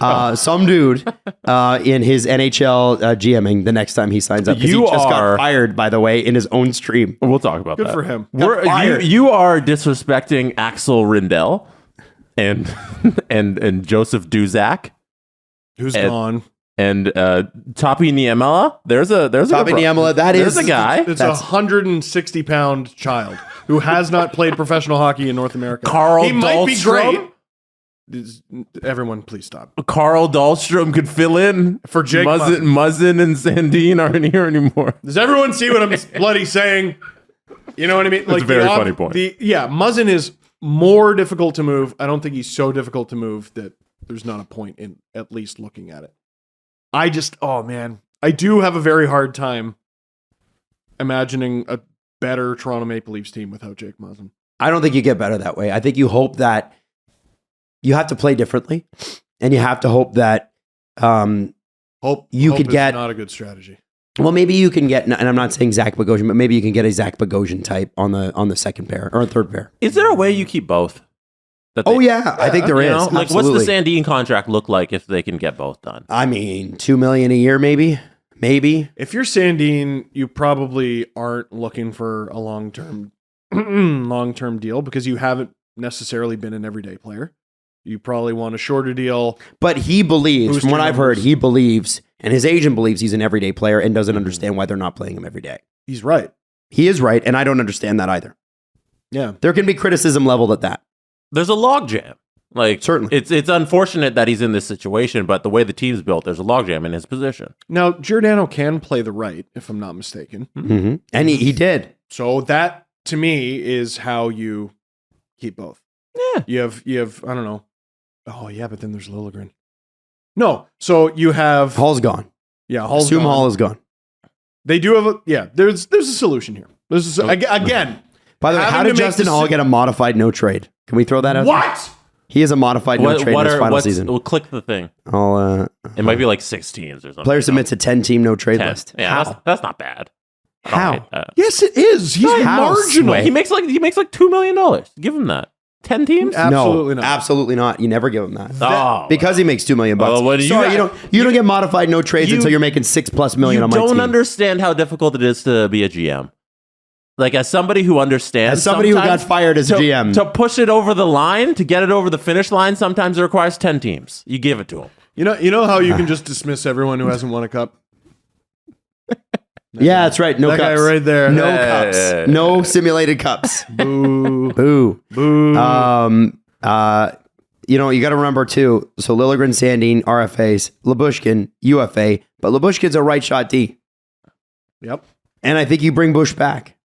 Well, if you're going to get rid of Muzzin, it makes some sense. Muzzin and Hall, I would think. I don't think it makes sense to have Sandin and Liljegren not as everyday players next year. I don't think you can either. I really don't. No. Like, I could see a defense core that looks like this. I want them to play Riley Brody together, for God's sakes. Stop the nonsense. They play great together. Stop. Well, and now here's the thing, though. Like, Gio on the second pair, I don't think makes sense. So could you do... Because I was thinking, like, Sandin, Liljegren, third pair. No, that doesn't make sense, because then you're bumping up Gio. Well, okay, so put Gio down and put Timothy Liljegren in the top 4, which And he's good at. Sandin and Liljegren up. Like, this is the thing with being a... And Lyubushkin, Giordano? I don't hate that. That's okay. That's okay. Like, the problem with being a cap team is you have to make decisions like this, Yes. right? Like, you're going to have to give young guys a shot, and you're going to have to watch them play like shit through October and November. And you're going to have to get comfortable with them playing like shit as long as they improve. And by the time, like, Valentine's Day hits, they're no longer playing like shit. And then you feel confident heading into the trade deadline, and hopefully you don't have to do anything massive at the trade deadline. Because if you can pull off something massive at the trade deadline, bless you, fill your boots. If you have to, you probably shouldn't be making the move in the first place. Interesting. So anyway, I wouldn't put, as Steve said, I wouldn't put too much into the rumor that Sandin's not going to be here next year. I could listen. To tie that up in a bow. If I'm Sandin and I'm his agent and I'm talking to the Leafs and I'm not an everyday player next season in their eyes, I ask for a trade. I wouldn't be surprised at all to find out Sandin has asked for a trade or he's asked for like a conditional trade. Listen, if you're not going to use me, blah. That could be like a Thanksgiving sort of thing, like an American Thanksgiving thing. Like, let's say we get to that point in the season next year and he's a healthy scratch ever. He just goes, all right, that's enough. Move me. Clearly, though, he's like, I didn't understand it in the playoffs either. I thought Liljegren he was injured. Well, okay, fair enough, but they said he could have come back. And Liljegren getting scratched. Yeah. Like, I know Hall came in and he did have some good games, no question. And he had some Justin Hall moments, no question. They never went back to him. But they never went back. They never tried it. Yeah. I think he found what he liked. Yeah. It was and listen, on the PK. Security blanket. It was also Every coach has one. one goal separated the two teams, right? One goal. It's one flipping goal. So Would have been easier to tie it if Hall hadn't given it away. Anyway. yeah. That's funny. All right, so let me. I want to tell you this before we get into the press conference, and this jersey. Jesse's got a random Leafs jersey, and I just want you to. We'll hold that for just a second. Yeah, whenever you need it. But remember, I told you on Monday about Sandin in the football team in the French leagues. Yes, that's now been relegated to League Two. Now to catch you up on this story, if you missed this. Yeah, so this is how fucking crazy European football is. So the next time anybody says, "Oh, it's really hard to play in Toronto," show them this clip, and you can look this up. It's basically a bunch of European football fans. They rushed the field after Saint-Etienne. They had a 2-game aggregate play-in.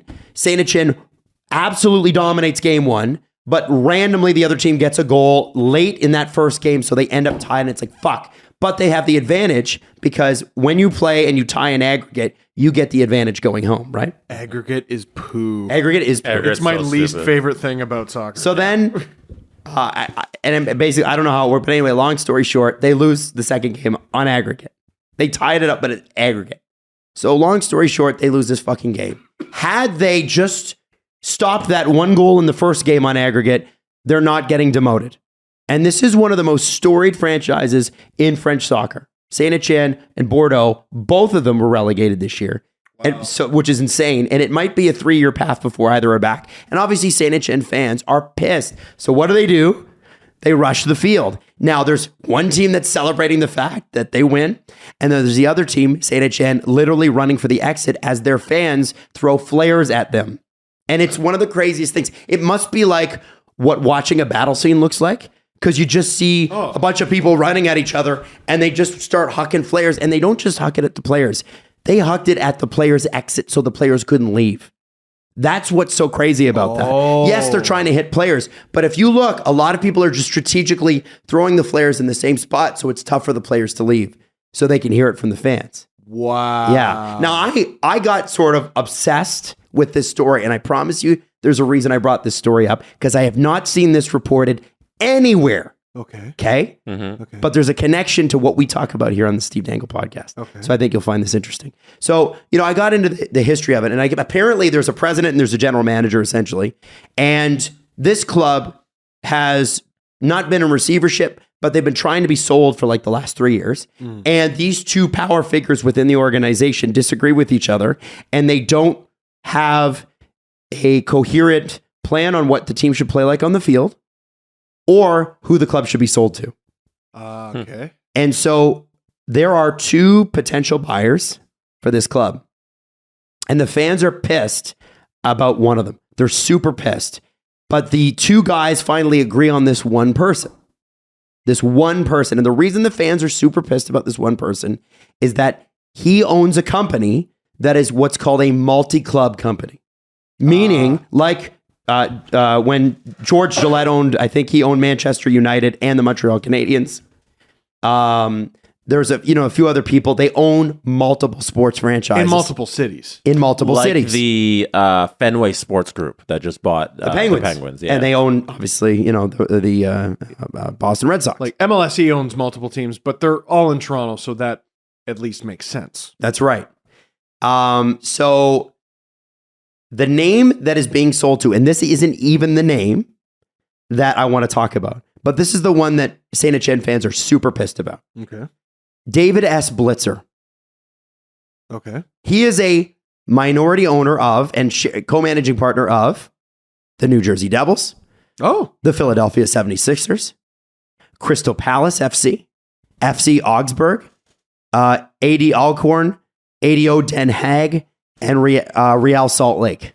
Jesus, that's a lot of teams, man. And so now he wants to be a part of it. Now, so Saint Etienne fans, they want a one owner, one team guy because what they want, they don't want to become part of like a brand ecosystem.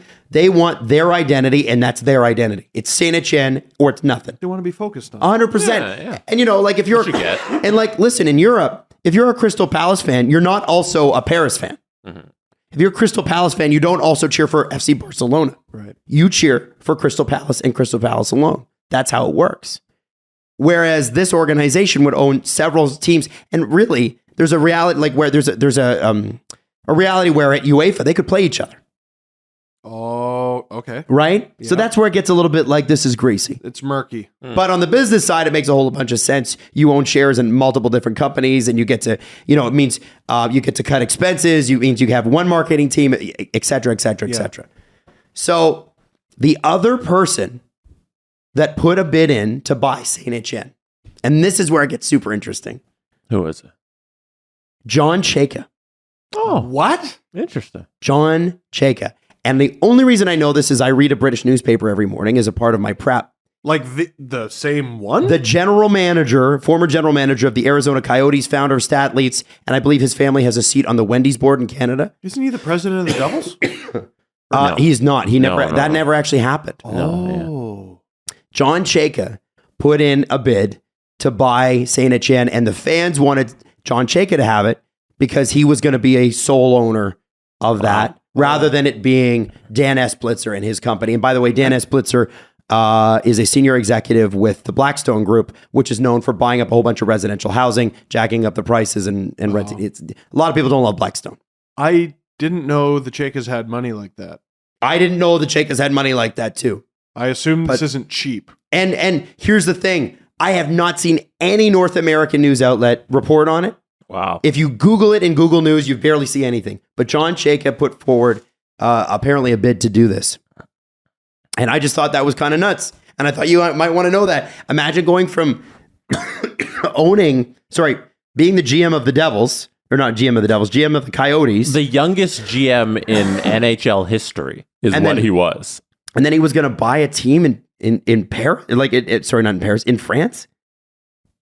The only place where I can find anything to do with this story is Reddit. Well, the Guardian had it this morning. Yeah, like the papers over there are reporting on it. Yeah, the Guardian, Manchester Guardian was the only one, and I don't even think they call it the Manchester Guardian. It's just the Guardian. They're the ones who reported on it. There's the Reddit article leads to Foot Mercato, and the article, I believe, is in French.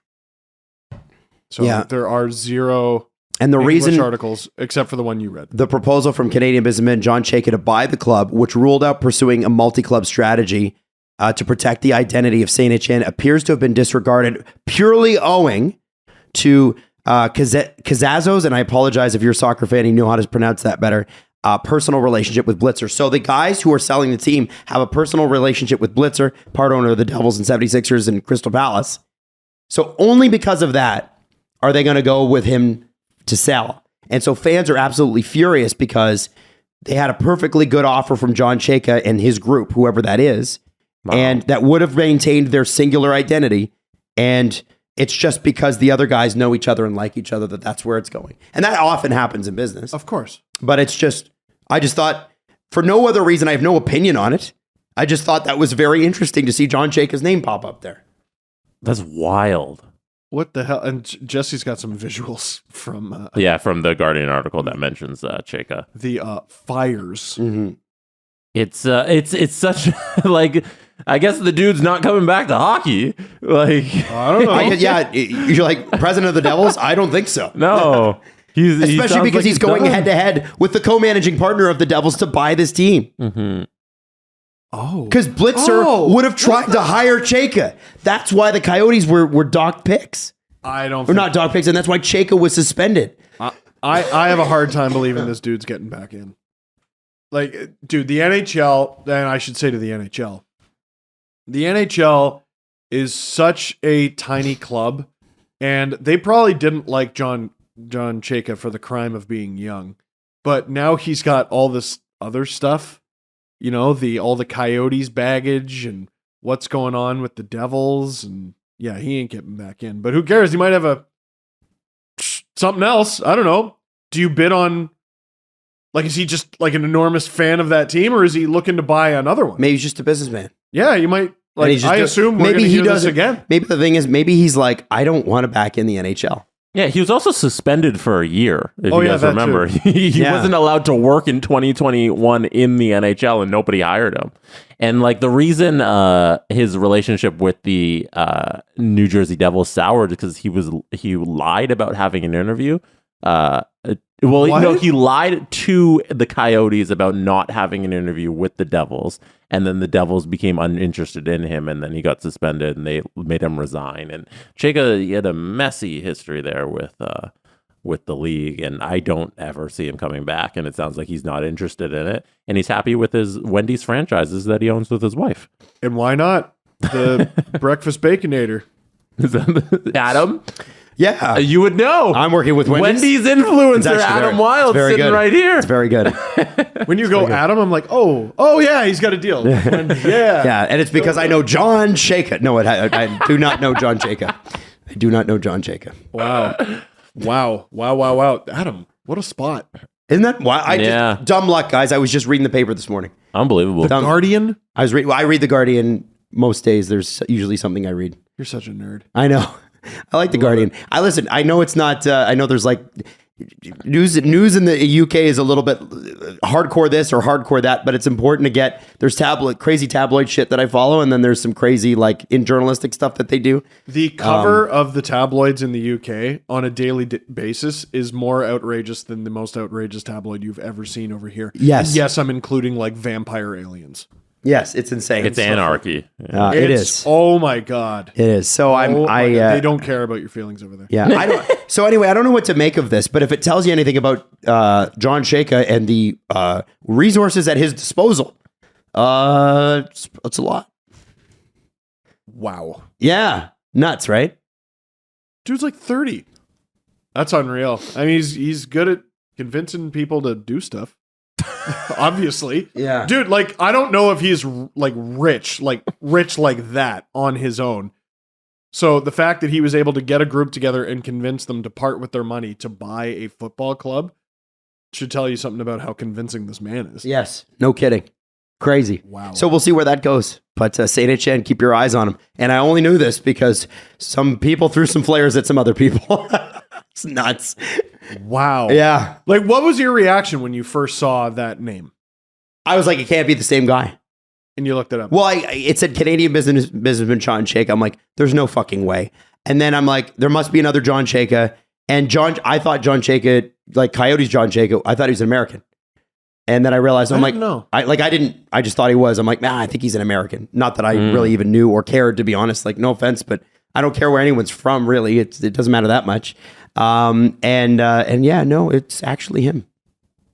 Chaykas are pretty, I mean, it's not like Smith. Right. Or Mill or something like that, where you're like, oh, I see that all the time. Right. It sticks out. Yeah, It sticks so out. Wow. cool stuff. There you go. Please update me on that. I'll try to let's keep. see if we get any more news on who buys I guarantee the team. you, somebody is going to pick up on this in this country. I mean, I know we're a media outlet too, but we don't do journalism. But somebody's gonna pick up the phone and call him and be like, "Hey, John, what's the deal?" Just like how we started the Rasmus Sandin rumors, we're now going to start the John Chayka news. Don't forget when the Toronto Star picks this up, it was the SDPN that had it first. I get so quote us. Because we just quoted the Guardian actually. I get so protective of CJ. Oh, CJ suggests. Yeah, where did he suggest it? Where?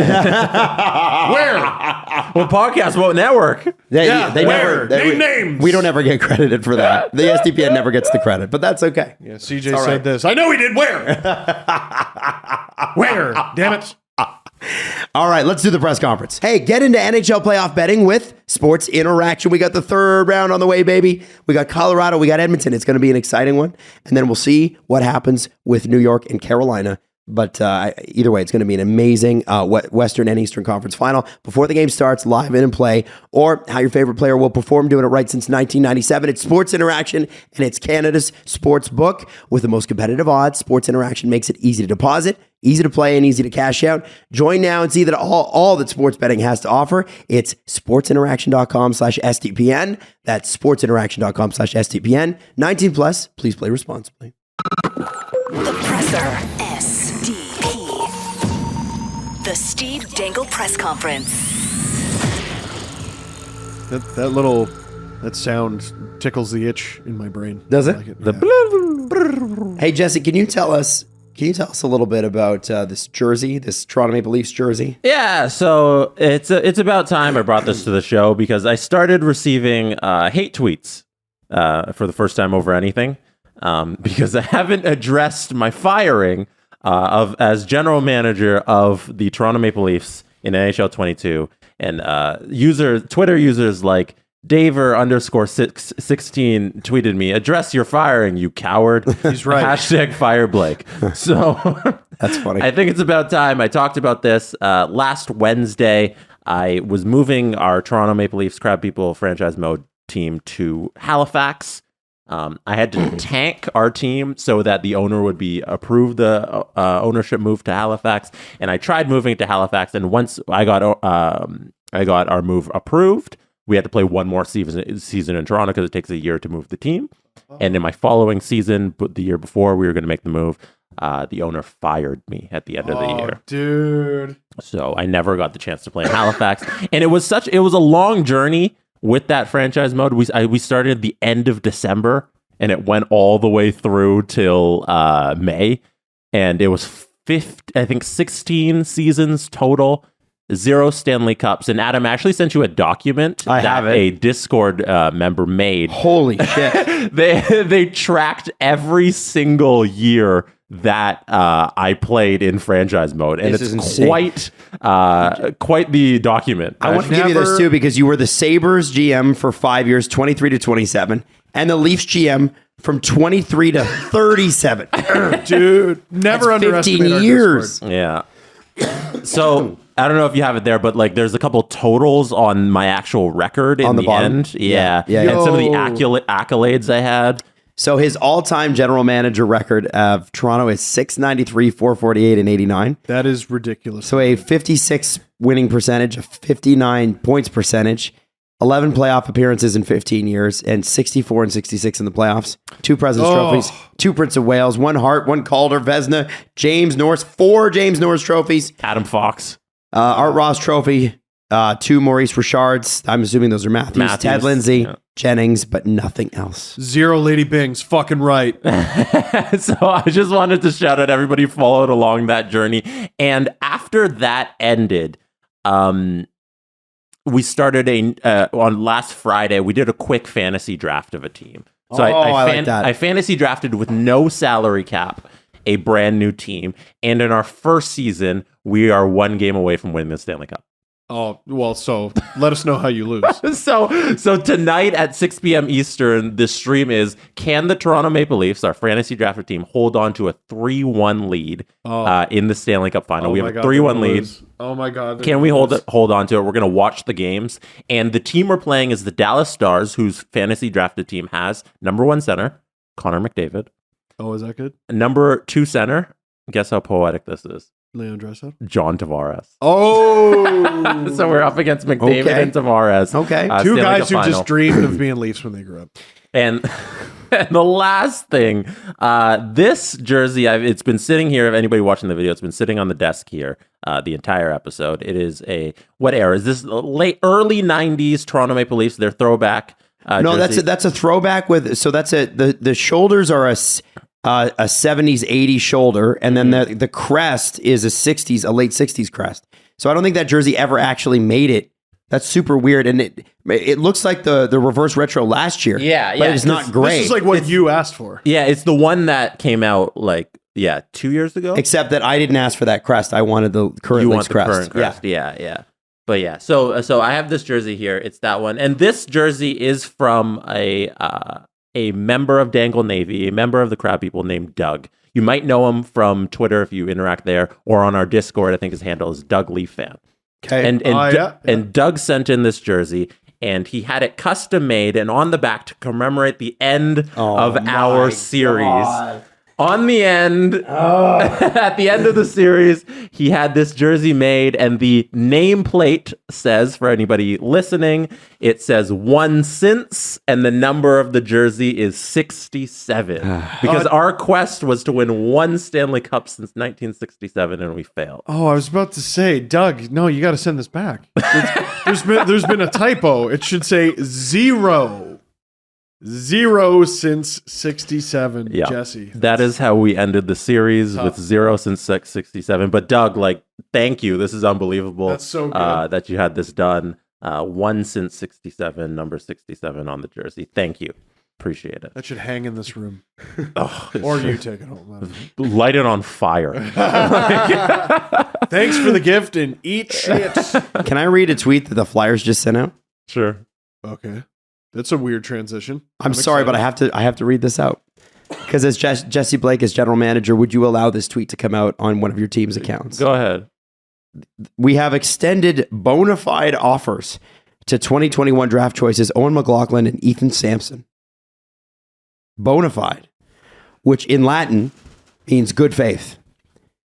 Do you need to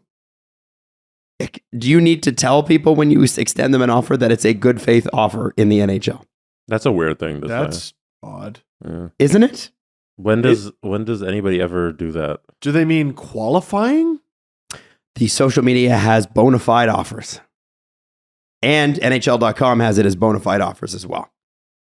What? And here's the thing. Flyers extend and bona fide, 2 words, are capitalized and offers is capitalized, and then everything else is not.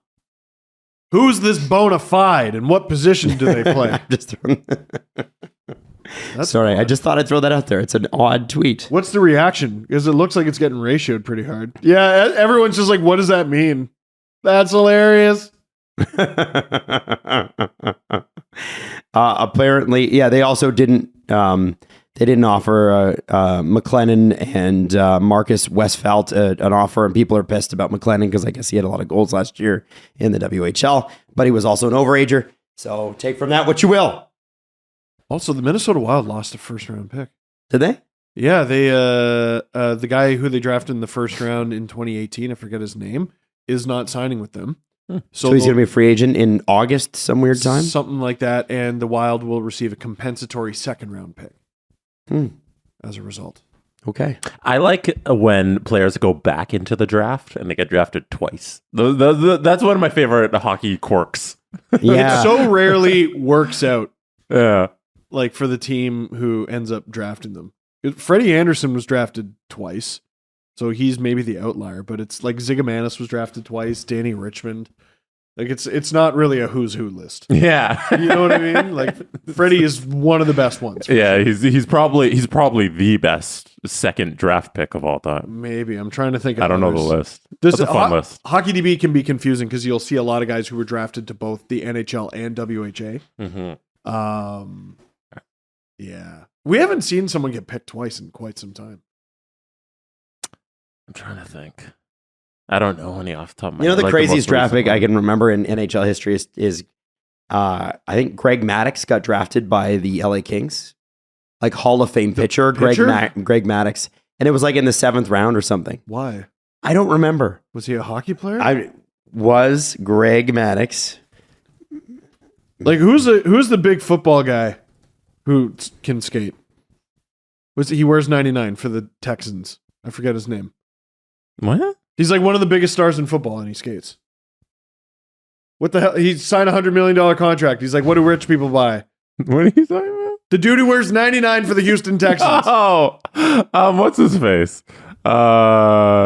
Texas. I'm mad that I don't know his name. I'm more mad that you don't know. Or was it Tom Glavine? Might have been Tom Glavine. One of the pitchers. Sorry, Tom Glavine. Yeah, and his brother. Why am I blanking on his name? Now you're We're all idiots for not knowing his Adam, name. who's JJ Watt? Thank you. Oh, from the Steelers? And his brother TJ. TJ Watt. Yeah, and then they have another brother who's also on the Steelers. We should have to fold the network for not knowing his name. JJ Watt. I wasn't listening to you guys. He doesn't play for the Texans anymore.